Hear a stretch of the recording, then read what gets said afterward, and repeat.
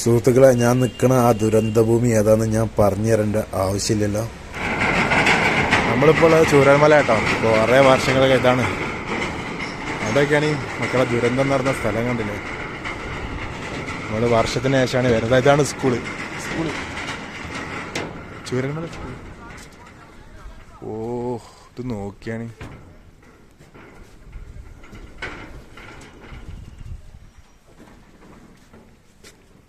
ഇതാണ്ടാ തകർന്ന അമ്പലം. കണ്ടില്ലേ, ആ ഒരു ആൽമരം കണ്ടാൽ തന്നെ മനസ്സിലാവും ഇതിന്റെ ഒരു രൂപം നോക്കിയാണ്. നമ്മളിവിടെ വരണം ഒരുപാട് ആഗ്രഹിച്ചാണ്, പക്ഷെ എപ്പോഴാണ് വരാൻ പറ്റിയത്. കാരണം ഇപ്പോൾ വരാം, എല്ലാവർക്കും വരാൻ സൗകര്യമുണ്ട്. പിന്നെ ഇവിടെ ഇത് തുടങ്ങിയിട്ടുണ്ട്, എന്താ പറയാ, ഒരു ചെറിയൊരു glass bridge, Attamala glass bridge setup. ഇവിടുന്ന് ടിക്കറ്റ് എടുത്തിട്ട് നമ്മൾ മോളോട്ട് പോയിട്ട് അട്ടമല വ്യൂ പോയിന്റ് ഒക്കെ ദർശിക്കാം. ഇപ്പോൾ ഇവിടെ സഞ്ചാരികളെ സ്വാഗതം ചെയ്യാണ്.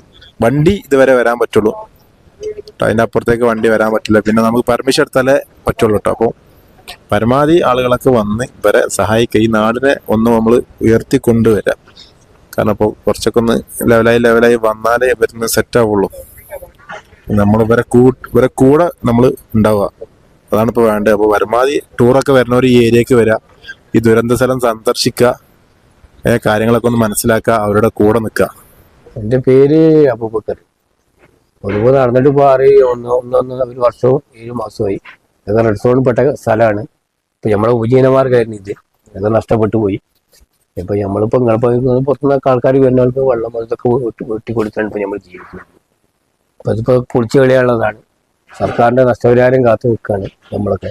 പൊളിച്ചു കളി കളയാനാണ്. കാരണം കണ്ടും വെള്ളം പൊളിച്ചില്ലാത്ത നമുക്ക് ജോലി ചെയ്യാൻ കഴിയില്ല. കച്ചവടം ഇല്ല. കച്ചവടം ഉണ്ടെങ്കിൽ ആളുകൾ ഇങ്ങനെ വരുന്ന ആളുകൾ മാത്രമേ ഉള്ളൂ ഇവിടെ. എങ്ങനെയെങ്കിലൊക്കെ ഇങ്ങോട്ട് ആളുകൾ വരിക എന്നുള്ളതാണ്. കാരണം വെച്ചാൽ നമുക്ക് ജീവിക്കാൻ വേറെ മറ്റു മാർഗമില്ല. പോയാലും ഏതായാലും പോയി വെള്ളമൊക്കെ ഞങ്ങൾക്ക് ജീവിക്കണം. അപ്പൊ കൂടുതൽ വയനാട്ടിലേക്ക് വരുന്നത് ഇവിടെ സന്ദർശിക്കാം. തീർച്ചയായിട്ടും. അല്ല, അതല്ലേ വേണ്ട നമുക്ക്. തീർച്ചയായിട്ടും ഞങ്ങളെ ലക്ഷ്യം അതാണ്. ഞങ്ങൾ ഇവിടെ വന്നിട്ട് വീഡിയോ എടുക്കാനുള്ള ലക്ഷ്യം അതാണ്. നമ്മളെ കൊണ്ട് പറ്റുന്ന രീതിയിൽ നമ്മൾ വർക്കുകളൊക്കെ നടന്നു കണ്ടിട്ടുണ്ട്. ഇപ്പൊ പാലത്തിന്റെ പണി ടെൻഡർ ആയിട്ടുണ്ട്. പോയ സൈഡ് കെട്ടണം എന്നൊക്കെ പറയുന്നുണ്ട്. അതുപോലെ ചെറിയ ഒരു എന്താ പറയാ, ആളുകൾക്ക് വരാനുള്ള സൗകര്യം ഇങ്ങനെ ഗ്ലാസ് ബ്രിഡ്ജുകളൊക്കെ സ്റ്റാർട്ട് ആയിട്ടുണ്ട്. അപ്പൊ അവർക്കൊക്കെ പെർമിഷൻ ഉണ്ട്. ട്രീ വാലി ഒക്കെ അല്ലേ? ട്രീ വാലി ഓക്കെയാണ്. അപ്പൊ അവർക്കൊക്കെ വരിക, സന്ദർശിക്കുക. നമ്മളൊന്ന് അതെ, വരുമ്പോ ഇവിടെ നിന്നൊക്കെ എന്തെങ്കിലും കഴിക്കാം. വലിയ ഐറ്റംസ് ഒന്നും നമ്മളടുത്തൊന്നും ഇല്ല. നമ്മളിപ്പോ നോമ്പായതുകൊണ്ടാണ്. അറിയാം, നമ്മൾ നോമ്പായിട്ട് നമ്മൾ ചെയ്യാൻ പറ്റാത്തൊരു പണിയാണ്. അല്ല, ഞങ്ങള് ഉപജീവനമാർഗം ചെയ്തോണ്ടിരിക്കണം. ചെയ്യാതെ ഒരു നിവൃത്തിയില്ല ചെയ്യാനായിരുന്നു. നിങ്ങളോട് നമ്മള് വെള്ളം കുടിച്ച് പോയിക്കോളൂ നമ്മൾ ഒരിക്കലും നമ്മൾ പറയൂല. പിന്നെ നിവൃത്തി കൂടെ നമ്മള് അതല്ല, അത് വിഷയമല്ല. അതങ്ങനെ പറഞ്ഞു പോവാണ്. നിങ്ങൾക്ക് നമുക്ക് വേണ്ടി ഇതൊക്കെ പ്രാർത്ഥിക്കാം. ഇതൊക്കെ തന്നെ നമ്മൾ നിങ്ങളോട് പറയാറുണ്ട്. ഓക്കെ, ഈ കാണാം കേട്ടോ നമ്മളെ Vellarmala school, Chooralmala school, Vellarmala school എന്നൊക്കെ പറയില്ലേ. കണ്ടോക്കി, അന്ന് ഇങ്ങോട്ടൊന്നും വലിയ ഇതുണ്ടായില്ല. ആ താഴത്തെ ബിൽഡിങ്ങിലേക്കൊക്കെ നല്ല അപകടം ഉണ്ടായിട്ടുണ്ട്. ഇവിടൊക്കെ ഒക്കെ കുട്ടികളൊക്കെ ഇരുന്ന് പഠിച്ചിരുന്നു. ആ മരതാ നമ്മൾ കണ്ടിരുന്ന ആ മരം കണ്ടോ നിങ്ങള്? നമ്മള് വീഡിയോയിലെ കണ്ടിരുന്ന വലിയ മരം. ഇതിൽ കൂടെ ഇങ്ങനെ സുന്ദരമായിട്ട് ഒഴുകുന്ന ഒരു സംഭവമായിരുന്നു. പോയ ഭയങ്കര രസമായിട്ട്. അതിന്റെ കോലം നോക്കിയാണ്. എലിപ്പാലാണ് കാണുന്നത്. തകർന്ന സ്കൂള്, താഴ്ഭാഗത്തുള്ള സ്കൂൾ കണ്ടില്ലേ.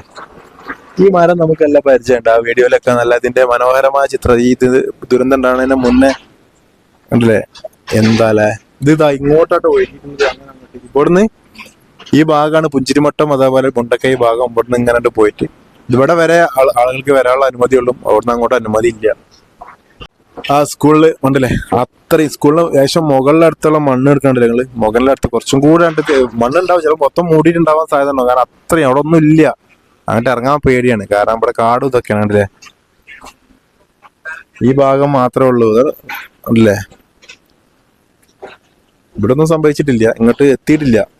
ഒക്കെ അവിടെ ആയിട്ടാണ്ട് പോയി. എന്തോ ഒരു ഇത് ആ സ്കൂളും കാര്യങ്ങളും ഒത്തത്തിലാണ്ട് പോയി. ഈ മേൽഭാഗം മാത്രം കിട്ടി.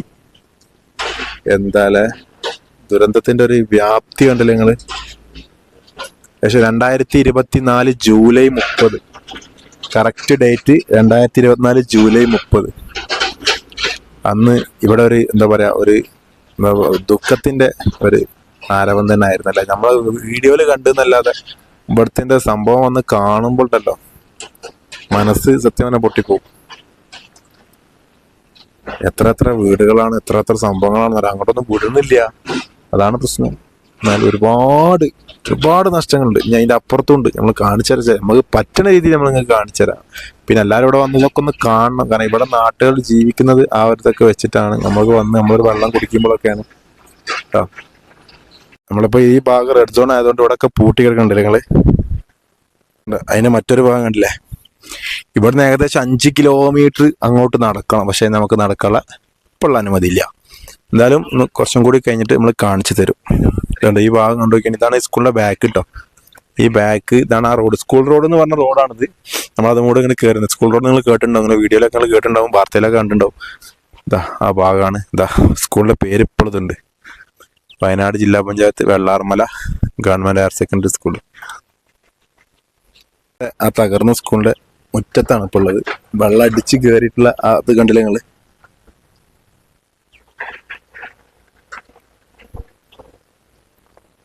ഓഫ്, രക്ഷാപ്രവർത്തനത്തിന് ഉപയോഗിച്ച വടം. ഓ ചളി മണ്ണ് പൊന്നോ, കസാര കിടക്കണ നോക്കിയാണ്. ഇതൊക്കെ പൊളിച്ചടക്കിയിട്ട് ഇതിന്റെ ഉള്ളിലേക്ക് കേറിയിരിക്കണം. ഇതുണ്ടോ ഇതിന്റെ ഉള്ളിൽ, ഇതൊക്കെ സമ്മതം കണ്ടു മനസ്സിലായില്ലേ. ഓഫ്, എന്താല്ലേ. സ്കൂളിന്റെ ഉള്ളിലാണ് ആ ചോദിക്കും. ഇതിന് ഇടമതിലൊക്കെയാണ് ഈ കെടുക്കുന്നത്. ഇടമതിൽ കെടുക്കുന്നത് ഇതില് ഈ മുകളൊക്കെയാണ്. നിങ്ങൾ ഇതൊന്ന് കണ്ടാൽ മനസ്സിലാവും ദുരന്തത്തിന്റെ വ്യാപ്തി. വെള്ളം വന്ന് അടിച്ചത്. ഇപ്പൊ ഇതിലൊക്കെ മനുഷ്യരാരെങ്കിലും ഉണ്ടെങ്കിൽ അതാവോ അവസ്ഥ. അല്ലോ, ഇതാരും ചിലപ്പോ കാണിച്ചിട്ടുണ്ടാവില്ല സ്കൂളുകളിൽ. കണ്ടില്ലേ, ഇവിടെ ആൾക്കാർ തെരച്ചിൽ നടത്തുന്നുണ്ട്, പക്ഷെ ഒന്നും ഉണ്ടായിട്ടുണ്ടാവില്ല. കാരണം വെച്ചാല് കാണാതിരിക്കട്ടെ. ഇവിടെയൊക്കെ നടക്കുമ്പോ പേടിയുണ്ട്, എന്തെങ്കിലുമൊക്കെ മനുഷ്യന്മാരെന്തെങ്കിലും കാണണമെന്നല്ല.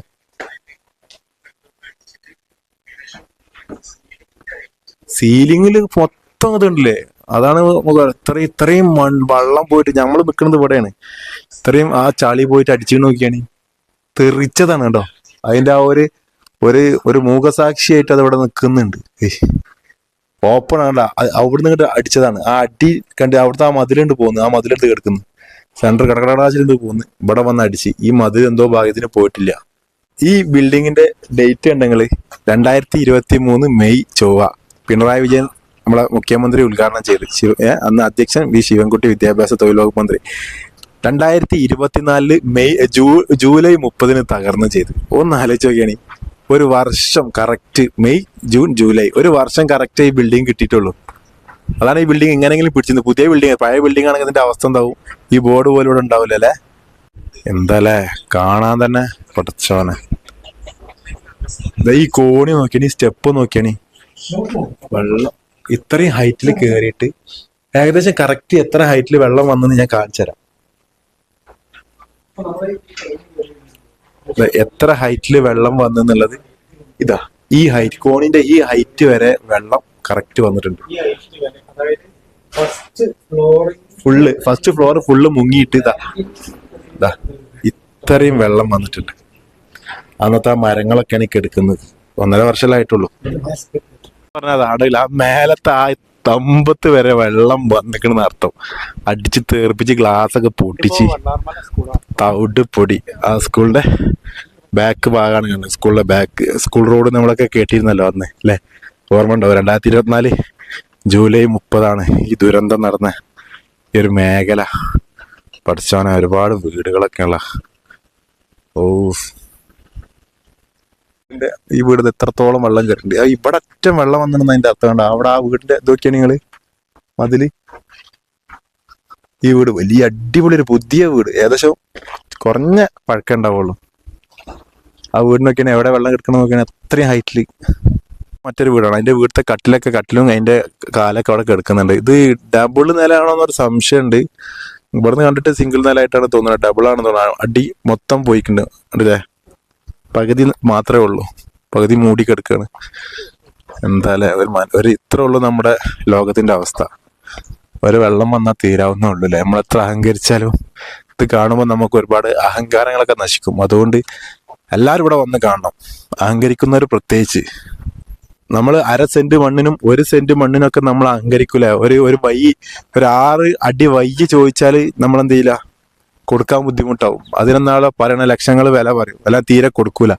അവരൊക്കെ കാണേണ്ട അവസ്ഥ മക്കൾ, ഓരോരോ വീടുകൾ ഇത് കണ്ടില്ലേ, ഇത്ര ഉള്ളൂ. നമ്മൾ കെട്ടിപ്പൊക്കിയ ഒക്കെ നശിക്കാൻ അവിടെ ഒക്കെ ഇഷ്ടം പോലെ വീട് പൊട്ടിപ്പൊളിഞ്ഞ് കിടക്കുക. ഇത് കണ്ടില്ലേ, ഒന്നുമില്ലാതായ രാത്രി, ഒരു രാത്രി കൊണ്ട്, മണിക്കൂറുകൾ കൊണ്ട് ഇതുണ്ടോ, ഏതാ ഒന്ന് ആലോചിച്ച് നോക്കിയാണ് വീടിന്റെ ഒക്കെ അവസ്ഥ. ഒന്നുമില്ല, ഇവരൊക്കെ ഇവിടെ ഇട്ടെറിഞ്ഞ് പോയി. ഇവിടെ മൃഗങ്ങളെ ശല്യാണ് ഇപ്പൊ എന്നാ പറഞ്ഞത്. ആലോചിച്ച് നോക്കി, ആ വീട് വരെ അവിടുന്ന് പോയി. ഇതൊക്കെ റെഡ് സോൺ മേഖലയാണ്, ഇവിടെ ഒരു വീടും പാടില്ല എന്നുള്ളതാണ്. ഇതിനുള്ളിൽ പാറ അടിച്ച് കയറി നോക്കിയാണ്, പാറ അടിച്ച് കയറി തകർന്നു നോക്കിയാണ്. ഓഫ്, ആ കട്ടിലേക്ക് എടുക്കുന്ന നോക്കിയാണ്, എന്താണ് പടച്ചറപ്പ്. ഈ നമ്മൾ ഈ നടക്കുന്ന ഭൂമിന്റെ അടി ചിലപ്പോൾ മയ്യത്തുകൾ ഉണ്ടാവും, പറയാൻ പറ്റൂല. ഉണ്ടോ, ഇതും തകർന്നടിഞ്ഞ വീടുകളാണ്. ഓഫ്, ഫസ്റ്റ് നില മൊത്തം പോയി, സെക്കൻഡ് നില ബാത്റൂം ഒക്കെ കണ്ടില്ല നിങ്ങള്. വന്നടിച്ച കല്ലിന്റെ വലിപ്പം നോക്കിയാണ് നിങ്ങള്. ഇതൊക്കെ നോക്കിയാണ് വന്നടിച്ച കല്ലുകള്, എന്താണ് റബ്ബേ. നമ്മൾ കേട്ടില്ല, ചൂരൽമല സ്കൂൾ റോഡിലാണ് കൂടുതൽ ആളുകൾക്കും കൂടുതൽ വീടുകളൊക്കെ നശിച്ചിരുന്നത്. സത്യം പറയാം അതന്നെയാണ്. കാരണം ഇവിടെ ഫുള്ള് കുറെ വീടുകൾ കാണാനില്ല, കാണുന്ന വീടുകൾ മാത്രമേ നമ്മൾ എടുക്കണുള്ളൂ. എത്ര വീടുകൾ ഇതിന്റെ മണ്ണിനടിയിൽ തവിട് പൊടിയെന്ന് പറയാൻ പറ്റില്ല, തീരെ കാണാത്തതുണ്ടാവും. ഒന്ന് ആലോചിച്ച് നോക്കിയാണ് കമ്പികളും അതും ഇതും. ഓ, ഇവിടെ ഈ ഭൂമിയിൽ നിൽക്കുമ്പോ തന്നെ നമുക്കൊരു വിറയല് വരും. കാരണം അല്ലേ, അങ്ങനെയാണ്. ഒരു കാർ എടുക്കണം, അന്നത്തെ ആ കാറുണ്ടല്ലോ, ഒരു കാറ് ഉണ്ടായിരുന്നു, ആ കാറിന്റെ അവസ്ഥ നോക്കിയാണ്. ഒരു ബൈക്കിന്റെ അപ്പുറത്ത് കാണുന്നുണ്ട്, എന്താണല്ലേ. ഓ, അപ്പുറത്തുള്ള വീടുകൾ അവിടെ 1, 2, 3, 4 വീടുകൾ ഇവിടെ മെയിൻ കാണുന്നുണ്ട്. അതിന്റെ ഇടയിലൊരു വീട്, ഇതിന്റെ ഉള്ളിൽ കാട്ടിലൊരു വീട്, അവിടെ ഒരു വീട്. ഇത് ഇവിടെ ഫുള്ള് വീടുകളായെന്ന് ഉറപ്പാണ്. കാരണം ഈ ചിലപ്പോൾ നിൽക്കുന്ന ഈ ഏരിയയിൽ വരെ വീടായിരിക്കും. കാരണം ഇവിടെ വെള്ളം വന്ന് ചുഴറ്റിയത് കാണുന്നുണ്ട്. കാരണം അത്രയും പാറ ഇവിടെ കിടക്കുന്നുണ്ട്. അല്ല, അത് അടിപൊളി വീടുകളൊക്കെയാണ്. നമ്മൾ പറഞ്ഞ 1/2 സെന്റിനും 1 സെന്റിനും ഒരു 6 അടി മണ്ണിന് വരെ നമ്മൾ അഹങ്കരിക്കുന്ന നമ്മൾ കാണേണ്ട ഒരു അവസ്ഥയുണ്ടത്. നമ്മളൊരു വഴി ചോദിച്ചാൽ കൊടുക്കാൻ മടി, ലക്ഷങ്ങൾ ചോദിക്കുക, ഒക്കെ ഒരു നിമിഷം 1 ഉറുപ്പ്യ കിട്ടാതെ നമുക്ക് നശിച്ചു പോണ അത് കണ്ടില്ലേ. ഇതൊക്കെയാണ്. ഇവിടുന്ന് അങ്ങോട്ട് കുറച്ച് ഭാഗങ്ങൾ കാണിച്ചു തരാം. നോക്കി, ഈ ഒരു വീട് ഇവിടെ പിന്നെ ഹൈറ്റ് ആയതുകൊണ്ട് വലിയൊരു ഇത് കാണില്ല. താഴ്ഭാഗത്തേക്കാണ് നല്ലതായിട്ട് പരിക്ക് പറ്റിയിട്ടുള്ളത്. നിർമ്മാണം നടന്നു, അതായത് ഇതിന്റെ കുടിരിക്കലാവണുള്ളൂ. ഏകദേശം ജനാലൊക്കെ വെച്ച് കഴിഞ്ഞ് ഇവർക്ക് ഇരിക്കാനുള്ള സെറ്റപ്പിൽ എത്തണുള്ളൂ. അപ്പോൾ തന്നെ ഇവരെന്തായാലും ഇവിടെ ആളുണ്ടാവില്ല, അന്ന് ഇവർ കഴിച്ചിലായിട്ടുണ്ടാവും തോന്നുന്നു. ഇവിടെ വന്നു കഴിഞ്ഞാൽ അതിന് ഒരുപാട് വീഡിയോസ് എടുക്കണം, നമുക്ക് നേരമില്ല. പിന്നെ വെച്ചാൽ സങ്കടങ്ങൾ അധികം നമ്മൾ കാണിക്കുന്നില്ല, ഉള്ളതൊക്കെ അത് പരമാവധി കാണിക്കണം. ഇങ്ങനെ മേലോട്ട് കാണിക്കണമെങ്കിൽ 400 ചില്ലാം വീടുകളില്ലേ, നമ്മളാകെ 10-15 വീടുകളെ കാണിച്ചിട്ടുള്ളൂ. അങ്ങോട്ടാണ്ട് വിടൂല, ഇതുവരെ ഉള്ളു, ബ്ലോക്കാണ്. പിന്നെ അവിടുന്ന് അങ്ങോട്ട് കേട്ടോ. അന്ന് കുട്ടികൾ എഴുതിയ ഒരു പേപ്പറൊക്കെയാണ്, പരീക്ഷ പേപ്പറോ എന്തോ ആണ് അല്ലേ, താഴ്ത്താന്നാവും. അപ്പൊ അതിന്റെ പോണ വഴിയിൽ ഇവരുടെ ഖബർസ്ഥാനങ്ങളും കാര്യങ്ങളുണ്ട്. അതൊന്നും നമുക്ക് ജസ്റ്റ് കാണാൻ പറ്റുമെങ്കിൽ ഞാൻ കാണിച്ചു തരാം. ഇത് നോക്കിയാണ്, ഇത് കണ്ടാല് സത്യം പറയാ കരയാത്തവന്മാർ പോലെ കരയും.